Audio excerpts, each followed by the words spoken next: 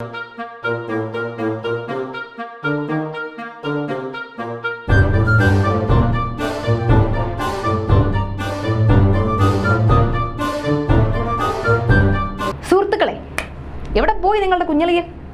എനിക്ക് തോന്നുന്നത് പ്രധാനമന്ത്രി നരേന്ദ്രമോദി എന്തായാലും തിരുവനന്തപുരത്തെത്തി നല്ല വാച്ചലക്കിയിട്ടുണ്ട്. ക്യാപ്സ്യൂൾ ഇറക്കാൻ മിക്കവാറും പാർട്ടി ആഫീസിലേക്ക് വിളിച്ചതാകാം എന്നൊരു സംശയമുണ്ട്. എന്നിരുന്നാലും വരേണ്ടത് വെച്ച് കാണാം. നമുക്ക് തുടങ്ങാം നമ്മുടെ പരിപാടി. എങ്ങനെയുണ്ട്? ഞാൻ ഒറ്റയ്ക്ക് ഈ പരിപാടി അവതരിപ്പിച്ചാൽ എവിടെ ചെന്ന് നിൽക്കുമെന്നൊന്നും എനിക്കറിയില്ല. എന്നാൽ നമുക്കൊന്ന് അവതരിപ്പിച്ച് നോക്കാം. ഇയാൾ എന്നാലും ഇതെവിടെ പോയി? ഇയാൾ എന്നെ കൊണ്ട് കെ സുധാകരൻ കളിപ്പിക്കും. മൈ ഡിയർ കുഞ്ഞളിയൻ, എവിടെയാണാവോ? സുഹൃത്തുക്കളെ, കിട്ടി കിട്ടി കിട്ടി. എന്ത് കിട്ടി? നിങ്ങളുടെ മോദിജി സെൻട്രൽ സ്റ്റേഡിയത്തിൽ വന്നിട്ട് കരണ്ടിയെ കുറിച്ച് പറയുന്നുണ്ടായിരുന്നു. എന്റെ കരണ്ടി ദീപങ്ങളെ, എനിക്ക് എവിടെ നിന്നാണ് ഈ കരണ്ടി കിട്ടിയത്? നമ്മൾ സംഘടിപ്പിച്ചു. എന്തൊക്കെയായിരുന്നു മോദിയുടെ കരണ്ടി എന്നാണല്ലോ കുറെ വെച്ചലക്കിട്ട് പോയത്. എടോ, കരണ്ടി അല്ല, ഗ്യാരണ്ടി. അതൊന്ന് മലയാളീകരിച്ചതാ. മലയാളീകരിച്ച് പറയുന്നത് കേട്ട് കഴിഞ്ഞാൽ എന്റെ കരണ്ടി എന്നുണ്ടായിരുന്നു.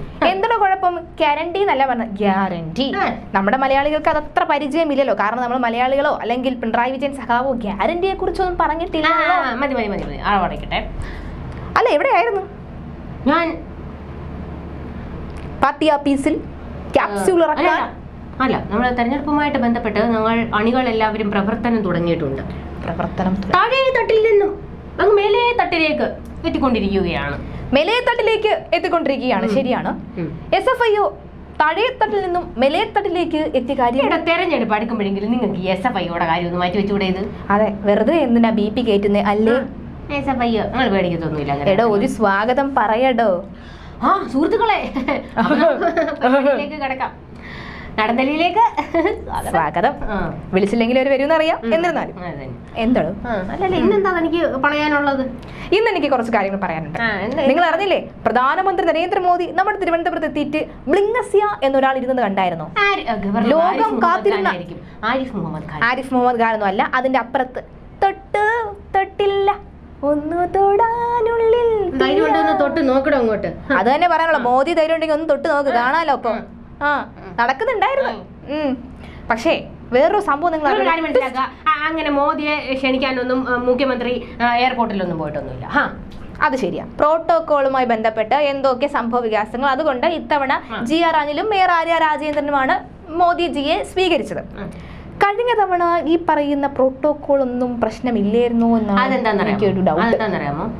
എല്ലാ അതായത് BJP ഇതര സംസ്ഥാനങ്ങളിൽ ചെല്ലുമ്പോഴൊക്കെ മോദിജിക്ക് ആക്ഷേപമാണ്. കാരണം അവിടെയുള്ള മുഖ്യമന്ത്രിമാരൊന്നും പുല്ലുവില പോലും കൊടുക്കുന്നില്ല. പിന്നെ കഴിഞ്ഞ തവണ വന്നപ്പോൾ പ്രധാനമന്ത്രി നരേന്ദ്രമോദി കേരളത്തിൽ വന്നപ്പോൾ പിണറായി വിജയൻ മുഖ്യമന്ത്രി അല്ലായിരുന്നോ? ആരായിരുന്നു അപ്പോ തൊഴിൽ നിന്നത്? നിങ്ങളൊരു കാര്യം മനസ്സിലാക്കുക. പിന്നെ VSSയിൽ മുഖ്യം പോയതിനെ കുറിച്ച് നിങ്ങൾ കൂടുതൽ അങ്ങ് അടച്ചാക്ഷേപിക്കുകയൊന്നും വേണ്ട. അതുകൊണ്ട് ലോകത്തിന്റെ അഭിമാന നിറുകയിലേക്ക് മലയാളി ഉയരുന്നത് മുഖ്യമന്ത്രി അവിടെ ഇരുന്ന് കണ്ടു. VSSയിൽ ഉത്തരവാദിത്വം മുഖ്യനുണ്ട്. സംസ്ഥാനത്തിന്റെ മുഖ്യമന്ത്രിയാണ് അദ്ദേഹം. അതുകൊണ്ട് അദ്ദേഹം അവിടെ പോയി. നിങ്ങൾ അത് വിട്ടിട്ട് വേറെ വല്ല കാര്യമുണ്ട് പറ. അതെ, അത് വിട്ട് കഴിഞ്ഞാൽ ചിലപ്പോൾ ചില കാര്യങ്ങളൊക്കെ വന്നാലും. അല്ല, വരണേ പോണ എല്ലാവരും മുഖ്യമന്ത്രി മോളെ അങ്ങ് കയറി തേച്ചിട്ട് പോവാണല്ലോ. എന്ത് ചൊറിയുന്നുണ്ടായിരുന്നു. വന്ന് ചട്ടിക്കച്ചവടക്കാര് വരെ പറയാൻ തന്നെ നാണക്കേട്. കാര് വരെ നിന്ന് തേച്ചിട്ട് പോയി. ഇപ്പൊ എന്തിനാ കേന്ദ്രത്തിൽ നിന്ന് പ്രധാനമന്ത്രി എത്തിയപ്പോ പ്രധാനമന്ത്രി തേച്ച് ഒട്ടിച്ച് കൈ കൊടുത്തിട്ട് അങ്ങ് പോയി. ഇനി ഞാൻ കാണിച്ചു കൊടുക്കണമായിരിക്കും. എടോ, അതല്ലടോ. സാബു M. ജേക്കബ്. നിങ്ങൾ മാസപ്പടി വാങ്ങിയത് അറിയില്ലേ? അതൊന്നും അറിയില്ലായിരുന്നാ? അനാവശ്യം പറയല്ലോ കേട്ടല്ലോ. മനസ്സിലാക്കുക. എന്താ മനസ്സിലാക്കേണ്ടത്? കേസ് എടുത്താൽ ഇപ്പൊ ഞാൻ ഒലത്തു പറഞ്ഞുകൊണ്ടാണ് സാബു വന്നത്. എന്തൊലത്താൻ ഇവിടെ ഒന്നും നടക്കാൻ പോകുന്നില്ല. പിന്നെ ഈ വരുന്നവരെല്ലാം വെക്കടാ വെടി എന്ന് പറഞ്ഞ് നിൽക്കുന്ന പോലെ എന്നെ അറസ്റ്റ് ചെയ്യടാന്ന് പറഞ്ഞ് നിന്ന് ഞങ്ങൾ അറസ്റ്റ് ചെയ്യാനിരിക്കുമല്ലോ ഇവിടെ. ഈ ടപ്പ് എന്താണെന്നറിയാമോ? ആ ഹൃദയം കിടന്ന് ഇടിക്കുന്നതാ പേടി കൊണ്ട്. അല്ലേ? പിന്നെ അല്ലേ, നിങ്ങളൊരു കാര്യം മനസ്സിലാക്കാം. കിറ്റക് സാബു വന്ന് നിന്ന് കൊണ എന്തൊക്കെയോ പറഞ്ഞിട്ട് പോയി. അതൊന്നും കേൾക്കേണ്ട ആവശ്യം നമുക്കില്ല. വീണ വിജയനെതിരെ അങ്ങ് ബോംബ് പൊട്ടിക്കുമെന്ന്. എന്നിട്ടെന്താ പൊട്ടിക്കാത്ത അങ്ങോട്ട്? കൊണ പറഞ്ഞിട്ട് പോയി എന്നാണ് ഇപ്പൊ പറയുന്നത്. പക്ഷെ കൊണ അല്ല പറഞ്ഞിട്ട് പോയത്. ധൈര്യമുണ്ടെങ്കിൽ മുഖ്യമന്ത്രി പിണറായി വിജയൻ എൻ്റെ പേരിൽ കേസെടുക്കട്ടെ. എൻ്റെ പേരിൽ കേസെടുത്തു കഴിഞ്ഞാൽ ഒരാഴ്ചയ്ക്കുള്ളിൽ ഈ മുഖ്യമന്ത്രിയുടെ പുത്രിക്കെതിരെയും എൻ്റെ കയ്യിൽ തെളിവുകളുണ്ട്, പുത്രിയും ജയിലിൽ കിടക്കുന്നത് ഞാൻ കാണിച്ചു തരാം എന്ന് വെണ്ടയ്ക്ക അക്ഷരത്തിൽ അക്ഷരസ്ഫുടതയോടുകൂടി തന്നെയാണ് പറഞ്ഞത്. എവിടെ പോയി ഇവിടത്തെ SFI സഖാക്കന്മാർ? എവിടെ പോയി? എന്താ കിറ്റസ് പൂട്ടിക്കാൻ ഓടുന്നില്ലേ? കിച്ചസ് പൂട്ടിക്കാൻ നമ്മൾ ഓടിച്ചതാണല്ലോ തെലങ്കാനയിലോട്ട്. പിന്നെ കഴിച്ചെടുക്കുമ്പോ എന്ന് കേട്ടിട്ടുണ്ടോ? നാണമില്ലാതെ വീണ്ടും വലിഞ്ഞേറി വന്നേക്കോ. എവിടെ വലിഞ്ഞേറി വന്നു? അതെ, സരസ്വതിയാണ് നിങ്ങൾ കയറി വന്ന, സരസ്വതിയാണ് നിങ്ങൾ പുറങ്കാല് കൊണ്ട് അടിച്ചങ്ങ് തെറിപ്പിച്ച് വിട്ടത്. തെലങ്കാനയിൽ ഇപ്പൊ ഇങ്ങനെ സരസു കുലുസു എന്നൊക്കെ പറഞ്ഞു കഴിഞ്ഞാൽ മാത്രമേ ഇവർക്ക് അറിയുള്ളൂ. അല്ലെങ്കിൽ സ്ത്രീ വിഷയത്തിൽ പണ്ടേ കുറച്ച് നിങ്ങളുടെ കുഞ്ഞളിങ്ങനെ കയ്യിരിപ്പ് കണ്ടില്ലേ സുഹൃത്തുക്കളെ? അങ്ങനെയല്ല സുഹൃത്തുക്കളെ, പറഞ്ഞത് മറ്റൊന്നുമല്ല. കിറ്റക്സ് സാബു നല്ലോണം വെച്ചലക്കിയിട്ടുണ്ട്. എന്തലക്കാൻ സുഹൃത്തുക്കളെ, നിങ്ങൾ ഇത് കേട്ടിട്ട് നിന്ന് ചുമ്മാ തെറ്റിദ്ധാരണ പരത്തരുത്. നിങ്ങളൊരു കാര്യം മനസ്സിലാക്കാം. അതായത് കിറ്റക്സ് സാബു വന്ന് നിന്നിട്ട് പറഞ്ഞു എനിക്കെതിരെ ധൈര്യം ഉണ്ടോ എന്ന് കേസെടുത്ത് കാണിക്കാൻ. എന്തിനാടാ വെറുതെ അയാൾക്കെതിരെ നമ്മൾ കേസെടുക്കുന്നത്? ആണല്ലോ കഴിഞ്ഞ ഒരാഴ്ച അയാൾ വിവിധ ഇടങ്ങളിലെ പോലീസ് സ്റ്റേഷനിൽ കയറി ഇറങ്ങി നടക്കുകയാണ്. പിന്നെ ഒരു കാര്യത്തിൽ തന്നെ പല കേസുകൾ എടുത്തിരിക്കുന്നത്. ഒരു 2020 കയ്യിലുണ്ടെന്ന് പറഞ്ഞുകൊണ്ട് നമ്മളിടയ്ക്ക് ഇന്നിങ്സിന് വരരുതെന്ന് ഓനോട് പറഞ്ഞേക്കണം കേട്ടല്ലോ. നമ്മൾ സിക്സ് അടിച്ച് പറത്തും. LDFും ഒക്കെ പണ്ടൊക്കെ ഈ കിറ്റക്സ് സാബുവിന്റെ വീടിന്റെ പുറകെ കൂടെ ഓടിയ വാർത്തയൊക്കെ ആരോ പറയുന്നത് ഞാൻ കേട്ടിട്ടുണ്ടായിരുന്നു. ഞങ്ങളുടെ കൈകൾ ശുദ്ധമാണ്. അതെ, ശുദ്ധമാണ്. ഒട്ടുമില്ല കനം.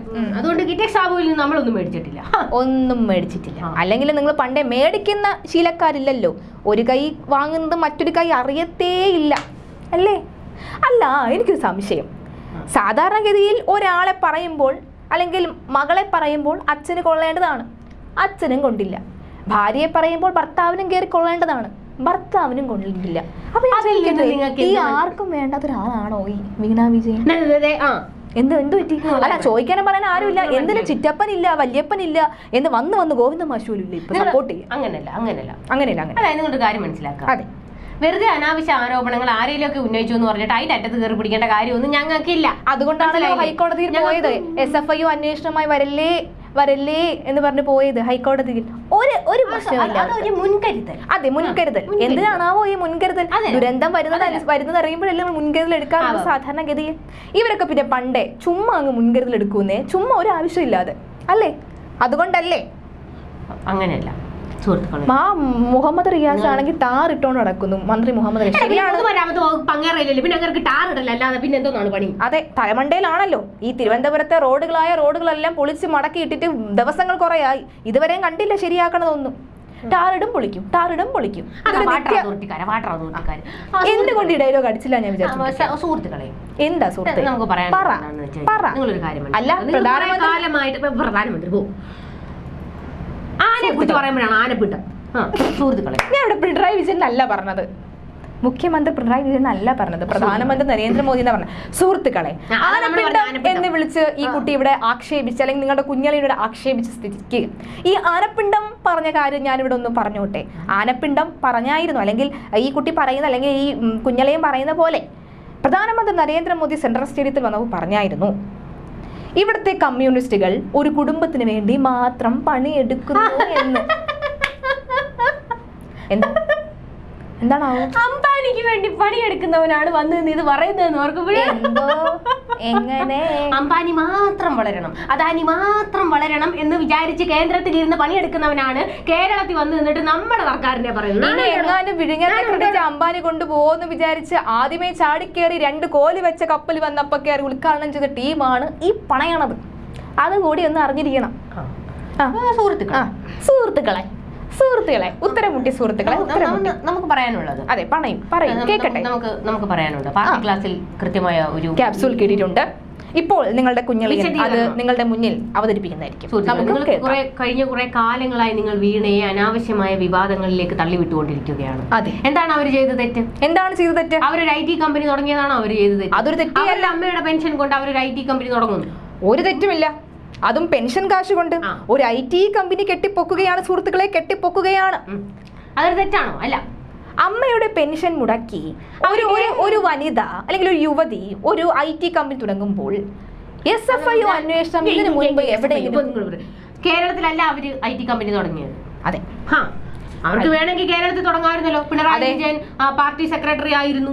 അതെ, എല്ലാ പ്രിവിലേജും അവർക്ക് ഉപയോഗിക്കാമായിരുന്നല്ലോ. അന്ന് മുതലേ തുടങ്ങിയതാ, അന്ന് മുതലേ കുഴിച്ച് തുടങ്ങിയതാ. നമുക്ക് പറയാനുള്ളത് അവർക്ക് തുടങ്ങണമായിരുന്നെങ്കിൽ ഇവിടെ കേരളത്തിൽ തുടങ്ങിയാൽ പോരായിരുന്നു.